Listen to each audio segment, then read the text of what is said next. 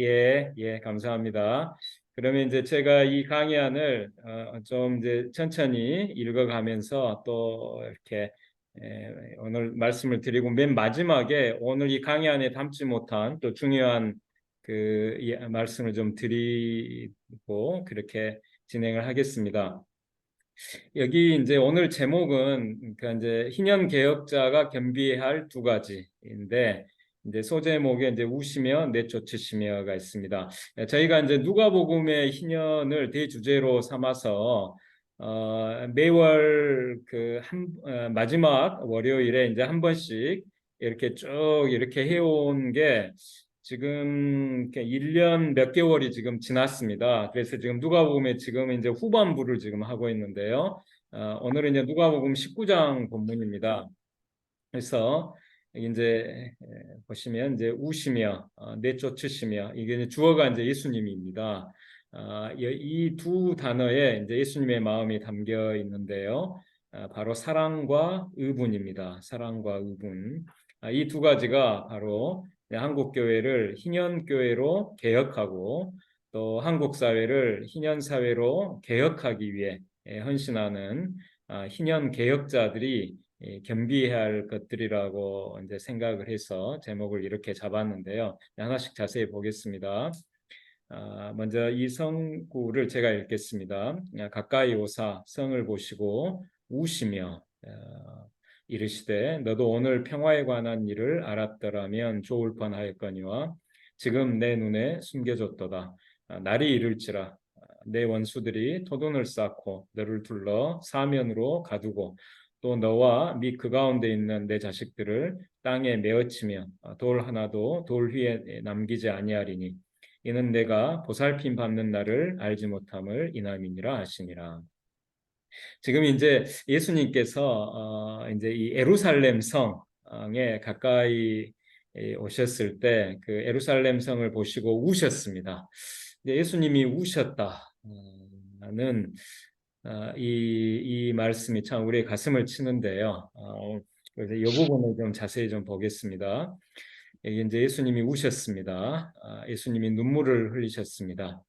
예수님이 보시고 우신 대상은 이제 예루살렘이었습니다. 예루살렘은 어떤 곳입니까? 첫째, 누가복음상에서 예루살렘은 예수님이 자기들의 왕이 되는 것을 원치 않은 자들의 성입니다. 또 둘째, 예루살렘은 하나님이 파송하신 예언자들을 죽인 자들의 성입니다. 셋째, 예루살렘은 예수님을 죽일 자들의 성입니다. 넷째, 예루살렘은 예수님의 제자들을 박해할 성입니다. 이게 이제 예루살렘에 대한 누가복음 또 사도행전의 그 기술입니다. 그래서 이제 예루살렘 파괴는 하나님의 징벌입니다. 그래서 이걸 다시 한번 요약해서 말씀드리면 예루살렘은 예수님이 자기들의 왕이 되는 것을 거부한 그 악인들의 성이고 또 하나님이 파송하신 예언자들을 죽인 것으로도 모자라 하나님의 아들이신 예수님까지 죽일 그 악인들의 성입니다. 게다가 예수님의 제자들까지 박해할 악인들의 성입니다. 따라서 하나님의 징벌을 받아 파괴될 수밖에 없는 성이 바로 예루살렘입니다. 그런데 예수님이 이 사악한 예루살렘을 위해 우셨습니다. 하나님의 말씀에 순종하는 선인들을 위해 우신 것이 아니고 불순종하는 악인들을 위해 우신 것이죠. 예수님의 이 눈물에는 이제 지극한 사랑이 있습니다. 악인들까지 사랑하는 마음이 있습니다. 원수들까지 사랑하는 마음이 있습니다. 예수님은 이 마음을 끝까지 품으셨어요. 자기를 십자가에 못 박아 죽이는 자들을 위해서도 예수님은 기도하셨죠. 그래서 이제 가상 7원 중에 이에 예수께서 이르시되 아버지 저들을 사하여 주옵소서 자기들이 하는 것을 알지 못함이니이다 하시더라. 예수님께서 자신을 십자가에 못 박는 그 사람들을 위하여 기도하신 거죠. 아버지 저들을 사하여 주옵소서 이렇게 기도하셨습니다. 지극한 사랑이 이제 예수님 마음에 있는 거죠. 또 스데반도 자기를 돌로 쳐서 죽이는 자들을 위해 이렇게 기도했습니다.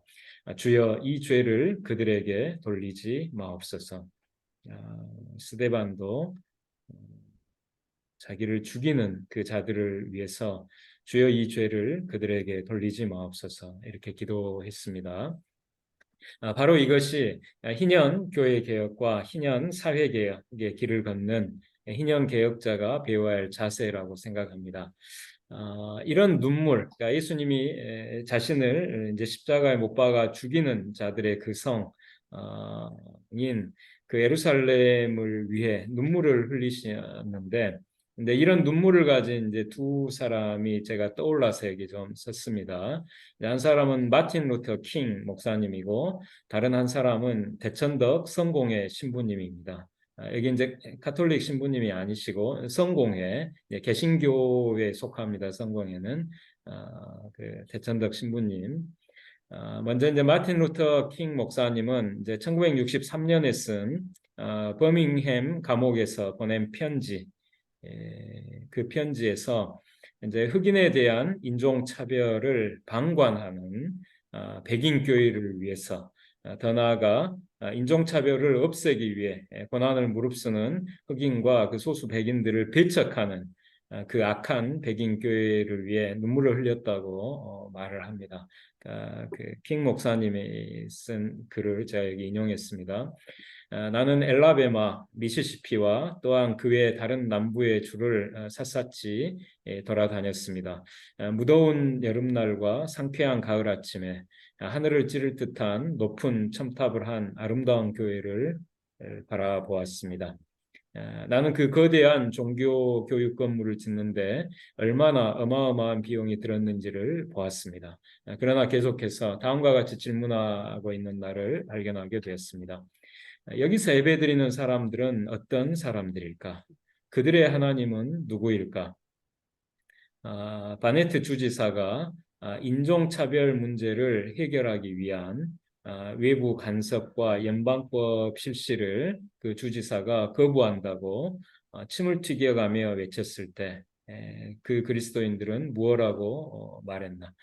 워레스 주지사가 연방법을 무시하고 증오하는 선언을 했을 때 그 그리스도인들은 어디에 있었는가?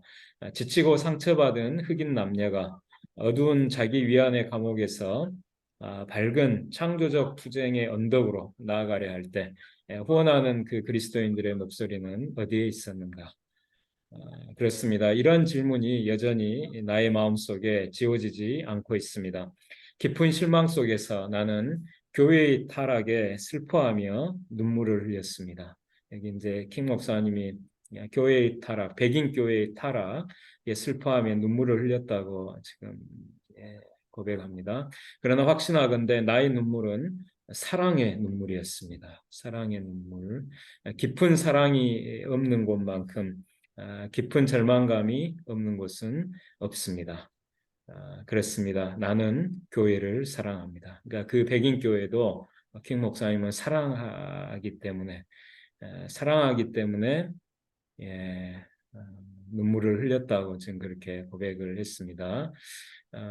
마틴 루터 킹 목사님은 이 옥중서 안에서 이제 그러니까 이 백인들에 의해 이제 감옥에 지금 투옥이 된 상태입니다. 이제 그 그래서 이제 그 감옥에서 보낸 편지인 건데요. 이 옥중서 안에서 불의한 백인 교회를 위해 흘린 눈물은 이제 사랑의 눈물이었다고 고백했습니다.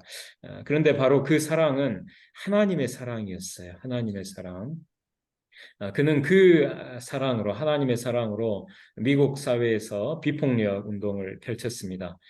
킹 목사님은 이제 비폭력의 힘이란 그런 연설에서 비폭력 운동의 핵심에 하나님의 사랑인 아가페가 있다고 이제 강조를 하셨는데요. 킹 목사님의 연설입니다. 신학자들은 아가페를 인간의 마음속에서 일하시는 하나님의 사랑이라고 말하곤 합니다. 그것은 어느 것도 보상받고자 하지 않는 넘쳐 흐르는 사랑입니다. 그러므로 여러분들이 이런 수준으로 사랑한다는 것은 그들이 좋아서도 아니고 그들이 우리를 공격하지 않았기 때문도 아니며 단지 하나님이 그들을 사랑하기 때문인 것입니다.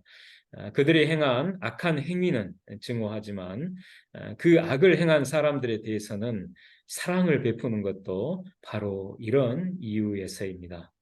아가페, 바로 이것이 우리가 미국 남부로 가져가서 비폭력 운동의 중심에 세우고자 하는 사랑의 실체인 것입니다. 이 아가페라는 이 하나님의 사랑, 그것이 바로 미국 남부 에서 그러니까 흑인들 인종차별 극심하게 자행하고 있는 미국 남부에서 행하려 하는 비폭력 운동의 중심에 바로 이 하나님의 사랑 아가페를 세우려 한다.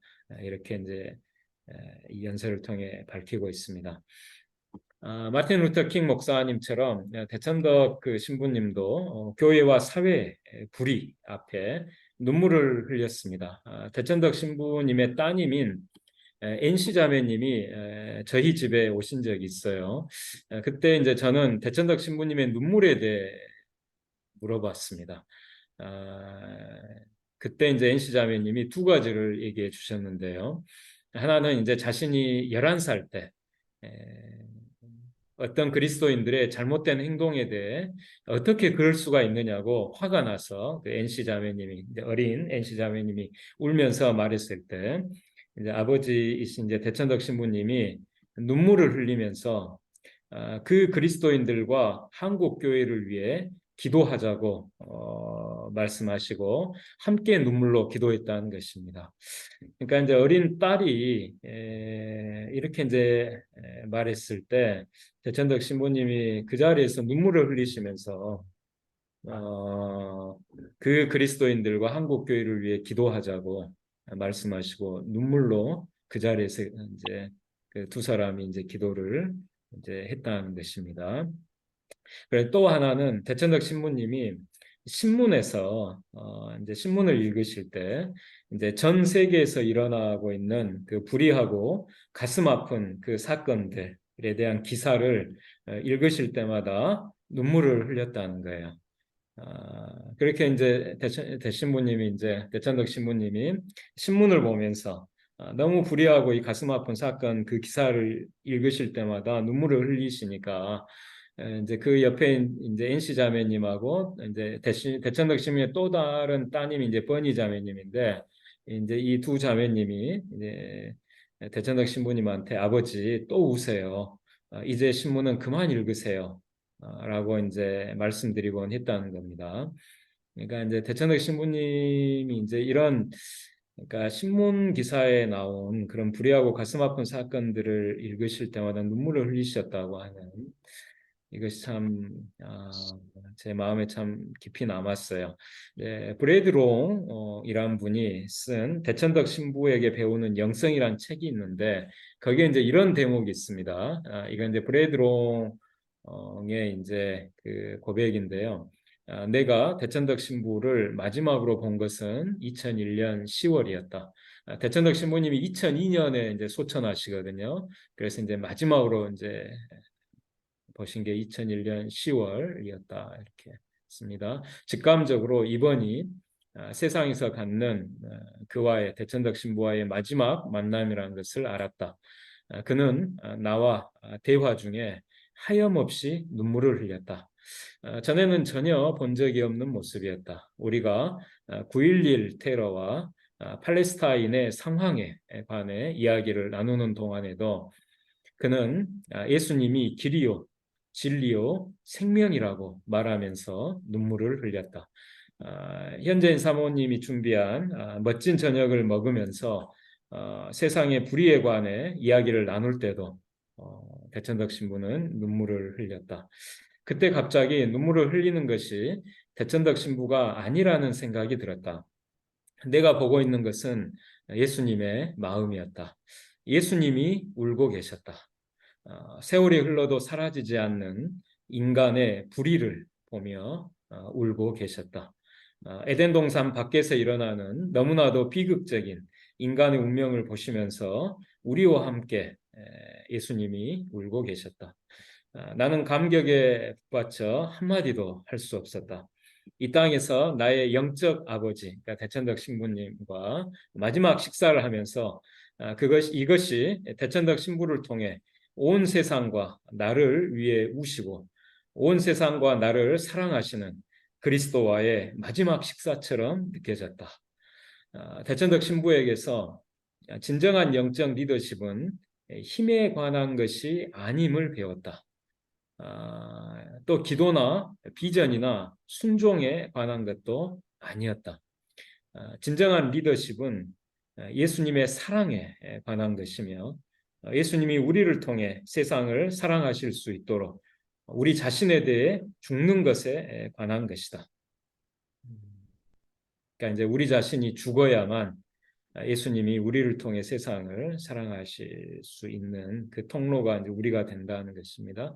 나는 그를 통해 대천덕 신부를 통해 부활이요 생명이신 예수 그리스도의 그 사랑과 진실과 능력을 경험했다. 이렇게 이제 고백하고 있습니다. 마틴 루터 킹 목사님과 대천덕 신부님은 모두 성령님의 사람이었습니다. 그들이 불의한 교회와 사회를 위해 흘린 눈물에는 바로 하나님의 사랑이 있었는데 그 사랑은 성령님이 그리스도인의 성품에 맺어주시는 열매입니다. 갈라디아서 5장에 가면 성령님의 열매 그 9가지 가운데 첫 번째가 바로 사랑입니다. 사랑. 예수님은 부활하신 후에 승천하셔서 하나님의 보좌 우편에 앉아 만유의 왕으로 공식 취임하시고 우리를 위해 오순절에 성령님을 보내주셨습니다. 성령님은 이제 우리 마음에 내주하시며 우리를 인도하십니다. 성령님은 우리의 존재와 소유를 바꾸어 주십니다. 성령님에 의해 변화된 우리의 존재는 하나님의 자녀이며 또 변화된 우리의 소유는 바로 하나님의 나라입니다. 이제 로마서 말씀에 있는데요. 무릇 하나님의 영으로 인도함을 받는 사람은 곧 하나님의 아들이라. 너희는 다시 무서워하는 종의 영을 받지 아니하고 양자의 영을 받았으므로 우리가 아빠 아버지라고 부르짖느니라. 성령이 친히 우리 영과 더불어 우리가 하나님의 자녀인 것을 증언하시나니 자녀이면 또한 상속자 곧 하나님의 상속자여 그리스도와 함께한 상속자니 우리가 그와 함께 영광을 받기 위하여 고난도 함께 받아야 할 것이니라. 아멘. 여기서 이제 성령님이 친히 우리의 영과 더불어 우리가 하나님의 자녀인 것을 증언하신다. 이렇게 말씀하고 있습니다. 그래서 성령님에 의해 변화된 우리의 존재는 우리가 이젠 하나님의 자녀라는 것입니다. 하나님의 자녀. 그리고 또 성령님에 의해 변화된 우리의 소유는 이제 하나님의 나라인데요. 생각하건대 현재의 고난은 장차 우리에게 나타날 영광과 비교할 수 없도다. 성령님에 의해 우리는 하나님의 자녀가 되었고 하나님의 나라를 소유하게 되었습니다. 따라서 성령님 안에서 우리 hin영 개혁자들이 hin영 교회 개혁과 hin영 사회 개혁의 길을 걷는 가운데 겪는 고난은 장차 우리에게 나타날 영광, 곧 하나님의 자녀로서 종말에 완성될 하나님의 나라를 상속받게 될 그 영광, 그러니까 하나님의 나라를 상속받게 될 그 영광에 견주면 현재 고난은 아무것도 아닙니다. 이처럼 우리의 존재와 소유를 바꾸어 주시는 성령님은 이제 우리의 마음도 바꾸어 주십니다. 성령님은 우리의 마음에 하나님의 사랑을 부어 주셔서 예수님처럼 악인들까지도 사랑하며 그 악인들을 위하여 눈물을 흘릴 수 있는 사람으로 변화시켜 주십니다. 마틴 루터 킹 목사님과 대천덕 신부님처럼 불의한 교회와 불의한 사회를 위해 눈물을 흘릴 수 있는 사람으로 성령님께서 바꾸어 주십니다. 혹시 하나님의 자녀라는 확신이 약해지고 또 하나님의 나라를 상속받으리라는 소망도 희미해진 분이 혹시 계십니까? 성령 충만을 사모하고 기도하면 좋겠습니다. 또 혹시 불의한 교회와 사회를 보면서 분노와 냉소만 남고 눈물이 마른 분이 계십니까? 성령 충만을 사모하고 기도하면 좋겠습니다. 우리가 성령 충만을 사모하고 기도할 때 성령님은 기쁘게 오셔서 우리 내면에 다시 충만하게 임하실 것입니다. 예수님은 예루살렘을 위해 우신 후에 바로 성전에 들어가셔서 장사하는 사람들을 내쫓으셨습니다. 성전에 들어가서 장사하는 자들을 내쫓으시며 그들에게 이르시되 기록된 바 내 집은 기도하는 집이 되리라 하였거늘 너희는 강도의 소굴을 만들었도다 하시니라. 예수님이 성전에서 장사하는 자들을 내쫓으신 행동은 예수님이 왕으로서 통치권을 행사하셔서 공의를 실행하신 것을 뜻합니다.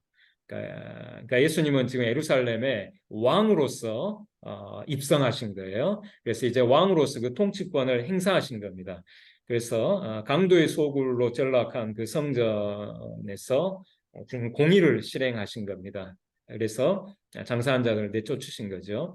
그리고 장차 예루살렘이 심판받아 그 불의한 거민들이 내쫓길 것도 미리 보여주신 것입니다.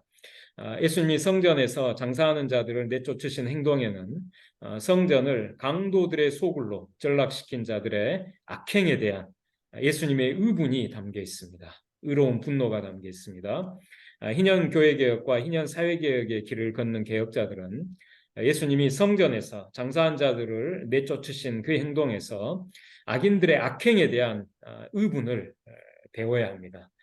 그런데 개혁자들은 대개 공의에 민감하기 때문에 의분을 갖는 것은 어렵지 않아요. 그러나 의분에서 멈추면 안 됩니다. 우리는 예수님이 예루살렘을 위해 흘리신 눈물에서 악인들까지 품으시는 사랑도 배워야 합니다. 시편 119편의 시인이 바로 그런 사람입니다. 주의 율법을 버린 악인들로 말미암아 내가 맹렬한 분노에 사로잡혔나이다. 이 시편 119편에서 시인은 주의 율법을 버린 악인들 때문에 맹렬한 분노에 사로잡혔다고 그렇게 고백을 합니다. 시인은 주님의 율법을 무시하는 악인들의 악행을 보고 의분이 끌어올랐습니다. 그러나 시인은 그 의분에서 멈추질 않았어요. 시인은 주님의 법을 지키지 않는 그 악인들을 보고 눈물이 시냇물처럼 흘러내렸다고 고백합니다. 그들이 주의 법을 지키지 아니하므로 내 눈물이 시냇물같이 흐르나이다.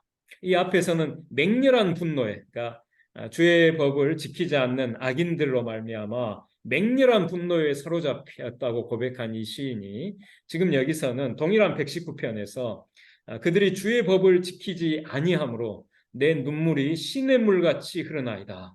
이렇게 이제 말을 합니다. 한편에 맹렬한 분노가 있고 또 한편에는 눈물이 있는 것이죠. 예컨대 악인들의 악행을 보는 이 시인의 마음에는 의분과 사랑이 모두 있었습니다. 이것이 바로 예수님의 마음이고 개혁자들이 품어야 할 마음입니다. 예수님이 우시며 또 내쫓으시며 여기에 예수님의 마음이 담겨 있습니다. 우리도 예수님처럼 먼저 사랑을 품고 한국 교회와 한국 사회를 반희년 교회와 반희년 사회로 전락시킨 불의한 자들을 위해 우리도 울어야 합니다. 그리고 의분을 품고 그 불의한 자들이 권력의 자리에 앉아 만들어 놓은 반희년 교회와 반희년 사회의 온갖 폐단을 모두 없애고 그들이 회개하지 않을 경우 그 권좌에서 그 권력의 자리에서 그 불의한 자들을 쫓아내야 됩니다. 그래서 한국 교회와 한국 사회를 모두 희년 교회와 희년 사회로 새롭게 개혁해야 합니다. 우시며 내쫓으시며 여기에 담긴 그 예수님의 마음, 그 사랑과 의분, 그 두 가지를 우리가 품고 한국 교회와 한국 사회를 희년 교회와 희년 사회로 개혁하는 개혁자들이 되면 좋겠습니다. 제가 이제 이 강의 안에 안 담았는데 이제 마지막으로 한 말씀만 더 드리고 마치겠습니다. 제가 이제 엊그제 주일에 저희 어머니를 모시고 어머니가 다니시는 동네에 이제 교회에 가서 예배를 드렸습니다. 근데 이제 그 교회에 이제 목사님이 그날 누가복음 10장 마지막에 있는 마르다와 마리아 그 본문으로 말씀을 전해 주셨어요. 근데 이제 그 본문에서 제 가슴에 아주 깊이 왔던 것은 마리아가 예수의 발치에 앉아 그의 말씀을 듣더니라는 그 표현이었습니다. 마리아가 예수님의 발치에 앉아서 예수님의 말씀을 이렇게 들은 것이죠. 근데 여러분 잘 아시듯이 이제 마리아는 여러 가지 이제 일로 이제 분주했고 그래서 이제 예수님께 마리아를 명해서 자기를 이제 도우라고 말씀해 달라고 이제 부탁을 드리죠. 근데 이제 예수님이 그걸 이런 자의 거절하십니다. 마르다야, 마르다야. 그러니까 이제 이렇게 두 번 말씀하신 것은 사랑을 담아서 지금 말씀하신 거예요. 마르다에게. 그리고 이제 안타까운 마음을 담아서 이제 말씀하신 겁니다. 몇 가지만 하든지 한 가지만으로도 족하다. 근데 이제 그 말씀은 음식 여러 개 장만하지 말고 음식 하나만으로 족하다 이런 뜻이 아닙니다. 그 뜻이 아니고 그걸 조금 더 이제 정확하게 이제 번역을 하면 핵심은 그러니까 이 한 가지로 족하다. 근데 그 앞에 오직 한 가지. 그러니까 그것은 그 앞에 것들과 완전히 비교할 수 없는 중요성을 가진 오직 한 가지예요. 오직 한 가지만 필요하다. 이제 그렇게 이제 번역할 수 있으면 오직 한 가지만 필요하다. 그 오직 한 가지가 뭐냐? 마리아처럼 주의 발치에 앉아 말씀을 듣는 겁니다. 그리고 마리아는 이 좋은 편을 택하였으니 빼앗기지 아니하리라. 여기서 이제 우리말에 좋은 편이라고 이제 번역된 단어가 헬라어가 메로스인데 이 메로스란 단어는 기업이라는 뜻입니다. 유업, 유산. 그래서 이제 구약에는 땅이 이제 이 기업이죠.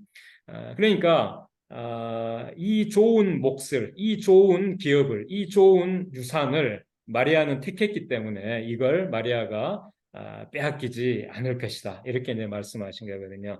다시 말해서 마리아는 자기 목, 자기 기업, 구약 시대의 땅과 같은 그 중요성을 갖는 그 자기 목, 자기 기업, 자기 유산으로 뭘 택했냐면 예수님을 택한 겁니다. 예수님을. 그리고 예수님의 말씀을 택한 거예요. 마리아는. 그래서 우리 찬송 중에 나의 영원하신 기업이란 그 찬송가 있죠. 우리 이제 하나님을 우리의 영원하신 기업으로 우리가 이제 이렇게 삼는 이제 그걸 이제 고백한 아름다운 찬송이잖아요.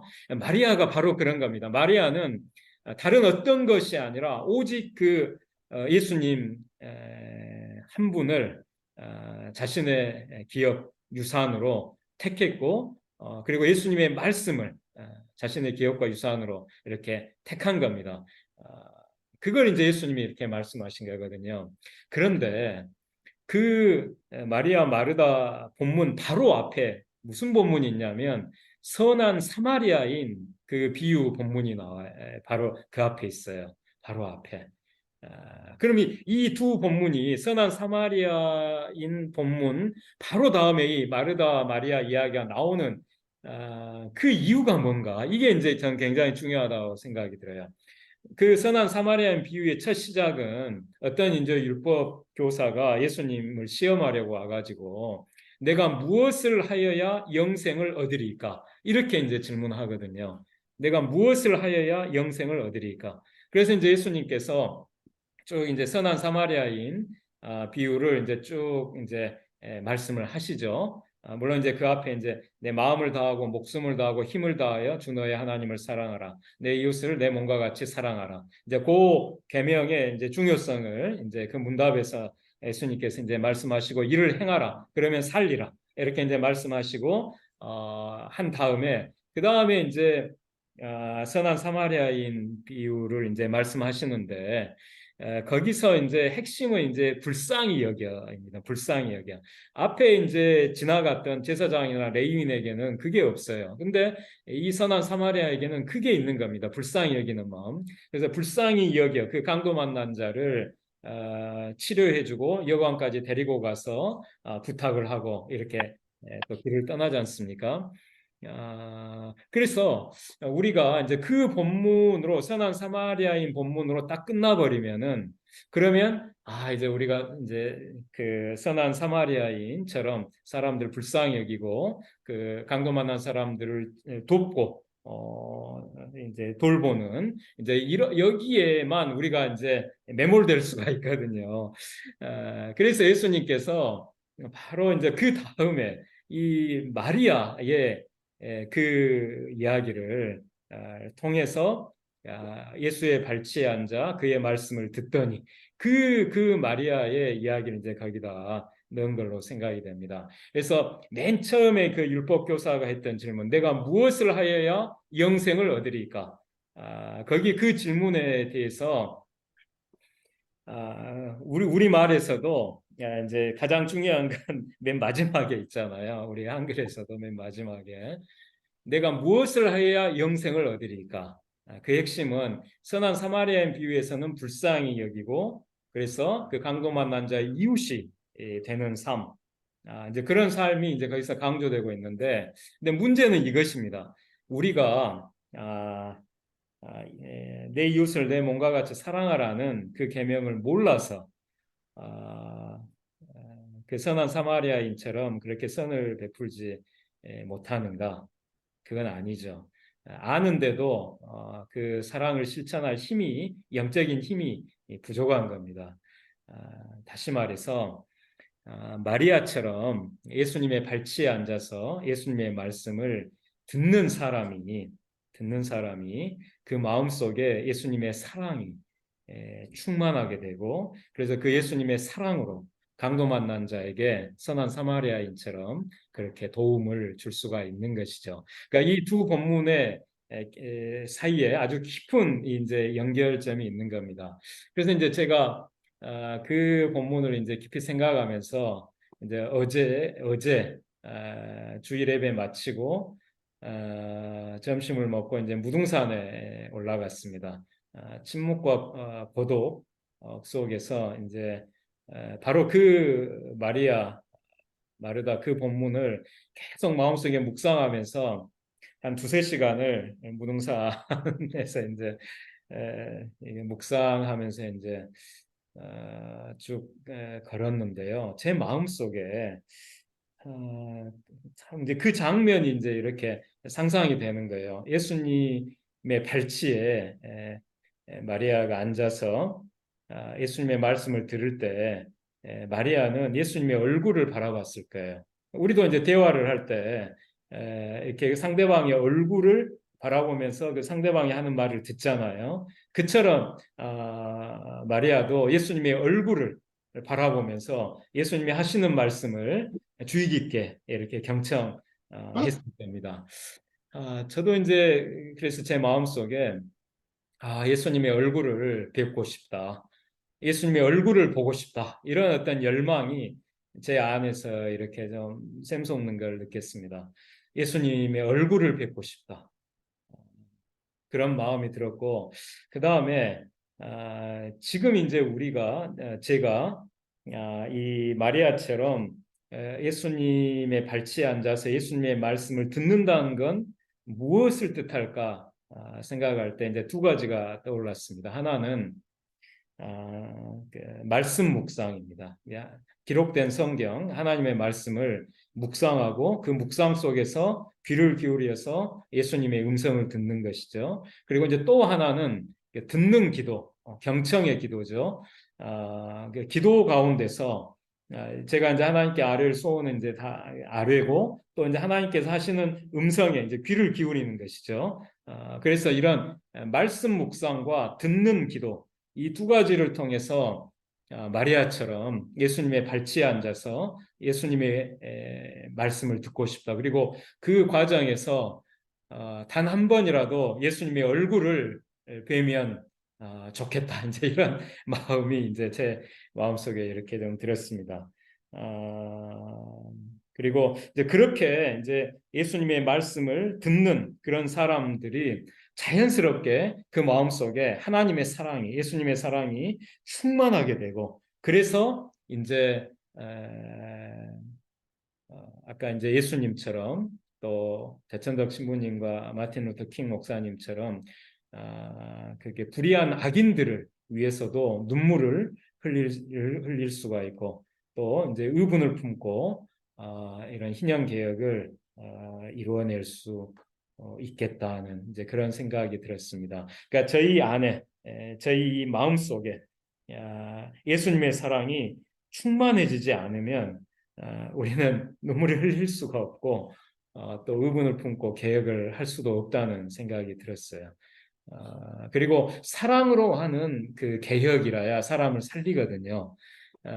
증오로 하는 그 개혁은 사람을 죽입니다.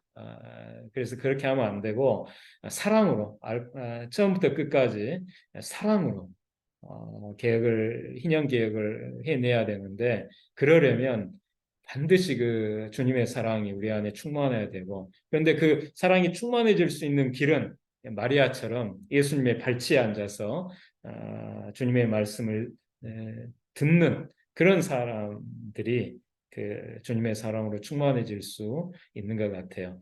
이제 돌아보면 제가 예수원에서 살 때 대천덕 신부님을 떠올리면 말씀을 참 연구하고 묵상하기 하는 것에 매진을 하셨고 또 기도에 매진을 하셨어요. 그러니까 말씀 묵상과 기도가 대천덕 신부님의 삶에 그 아주 중요한 가장 중요한 그 매일의 일상에서 실천하시는 것이었기 때문에 아까 그 따님들의 그 증언처럼 대천덕 신부님이 그 불의한 사람들, 불의한 자들, 이제 그런 불의한 사건들 그런 걸 이렇게 알게 되실 때마다 눈물을 이제 흘리신 것 같아요. 그래서 그 눈물은 그 깊은 어떤 영성에서 나오는 것이죠. 어, 그래서 이제 우리가 이제 억지로 그 눈물을 막 흘리려 하면 안 되죠. 그건 위선이고 가식이죠. 이제 제가 말씀드린 건 그런 거 말고 정말 그 하나님의 사랑으로 우리 내면이 충만해져 가지고 그래서 이제 이런 불의하고 악한 자들이 자행하는 그런 현실 그리고 거기서 희생당하는 고통당하는 그런 사람들을 볼 때 그 악인들과 희생자들을 보면서 그 하나님의 사랑이 우리 마음속에서 어떤 그 눈물을 흘리지 않고는 견딜 수 없는 그런 상황으로 이렇게 그렇게 내몰려서 흘리는 그런 눈물, 그런 눈물을 우리가 가지면 좋겠습니다. 그리고 또 이제 눈물만 흘리는 사람은 또 이렇게 또 개혁을 또 소홀히 할 수가 있거든요. 사람 다 봐주자 해가지고 악한 자들 끝까지 회개하지 않는데도 그 권좌에 앉아서 계속 악을 자행하는데도 그 그냥 봐주자 하고 그냥 그렇게 있는 이제 그것도 저는 아니라고 생각해요. 그 권좌에서 쫓아내야 되죠. 회개하지 않으면 그런 악인들은 쫓아내야 됩니다. 그래서 교회와 사회를 새롭게 개혁을 해내야 되죠. 쫓아낸다는 것이 그 사람들을 죽인다는 것이 아니죠. 그 사람들이 있을 자리가 아닌 것이죠. 그리고 그 사람들이 그 자리에 계속 있는 한 계속해서 다른 희생자들이 계속 나오기 때문에 그래서 우리가 이제 이런 사랑과 의분을 모두 품으면 좋겠습니다. 그래서 예수님처럼 눈물을 흘리면서 또 불의한 자들을 쫓아내는 이제 음, 그런 마음으로 우리가 희년교회와 희년사회를 새롭게 개혁해내면 좋겠습니다. 예, 제 강의는 이제 오늘은 이제 이걸로 이제 마칩니다. 오늘은 이제 누가복음 19장을 중심으로 이렇게 이제 말씀을 드렸고요. 자, 그다음에